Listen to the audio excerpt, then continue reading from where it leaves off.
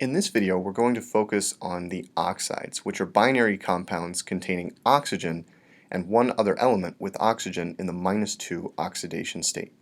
Despite this formal oxidation state of -2, like we saw for the hydrogen-containing compounds, to understand and explain the behavior of oxides, we want to consider the nature of the other element involved. Specifically, its electronegativity and its metallic or nonmetallic nature are going to be crucial to explaining the reactivity of oxides. When we talk about the reactivity of oxides, we're interested in their behavior in aqueous solution. Specifically, we want to be able to predict whether they're acidic, basic, or amphoteric. That is, whether they generate hydronium when dissolved in water for the acidic oxides, or they generate hydroxide in water.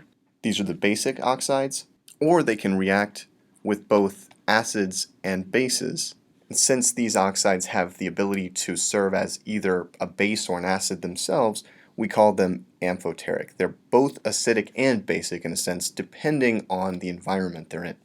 To think about how this works in general, let's actually look first at the basic oxides, which are going to occur for our alkali metals and alkali earth metals. So M2O, where M is an alkali metal, is a classic example of a basic metal oxide.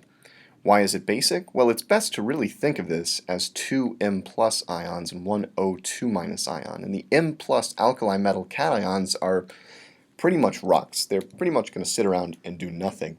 It's the O2 minus that's going to be the major player here. And so the O2 minus can react in aqueous solution with water to generate, in fact, two equivalents of hydroxide, and it's this kind of proton transfer process from water to O2 minus that leads to the basic nature of these oxides.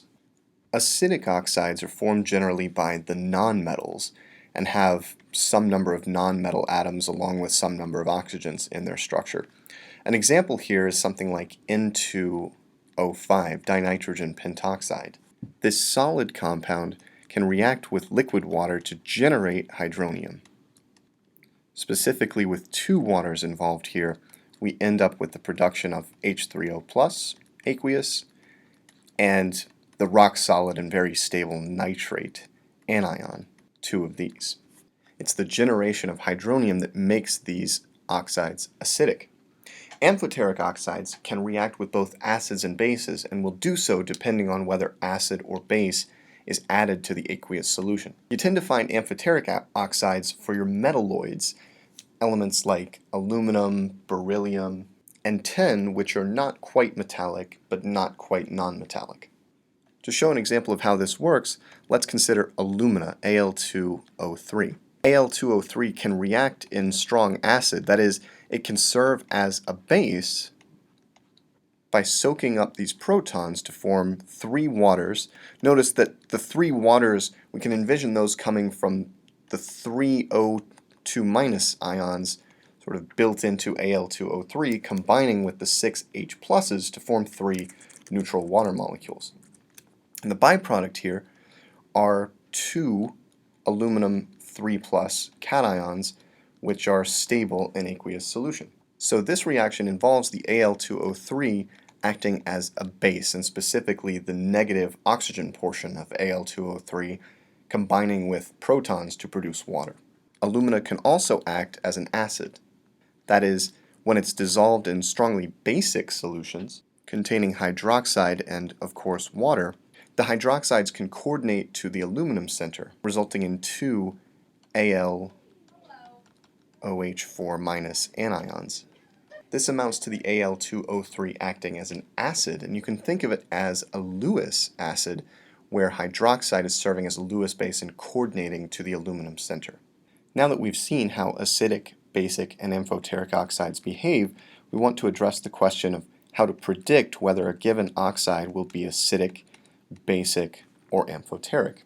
The key here really is to consider electronegativity, and specifically the electronegativity of the other bonding partner within the oxide. So here I have kind of a makeshift periodic table containing the main group elements. And if we think about how electronegativity varies over the table, of course the least electronegative elements are over here in groups 1 and 2. These are the elements that quote-unquote want to be M plus and M2 plus.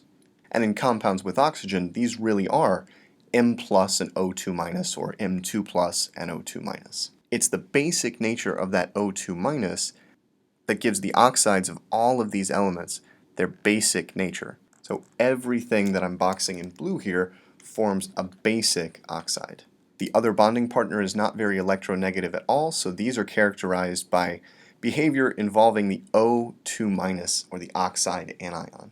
On the other side of the periodic table, we find the nonmetals, and these form acidic oxides because the nonmetal atoms are much more electronegative than the metal atoms. In some cases, not quite as electronegative as oxygen, but the molecule as a whole is more electrophilic, and this leads to acidic behavior in aqueous solution. So the elements I boxed up here form acidic metal oxides. And the way I like to think about this is to imagine that electronegative heteroatom in a double bond with the oxygen of the oxide. Many of the nonmetal oxides in this group contain these XO double bonds. And the X atom in this case is highly electrophilic because of the partial positive charge on the X atom. Bases can coordinate to that X atom, and this can lead to either the generation of hydronium or the consumption of hydroxide. So just to show you an example of how that might work, if we're in a solution with a lot of hydroxide, the hydroxide can act as a Lewis base and coordinate to the Lewis acidic X atom. The resulting compound has neutralized that base, essentially serving as a Lewis acid.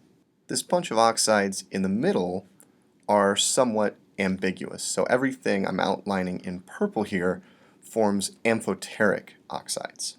And these elements are very often metalloids, so they're like metals, but they're also in many ways like nonmetals, and this is one way in which the metalloids are both quote-unquote metallic and nonmetallic. Under basic conditions, they can soak up hydroxide, thus serving as an acid, a lot like the nonmetal case over here. But in acidic solutions, they can react with hydronium, acting a lot like they contain O2-, like the metallic oxides over here.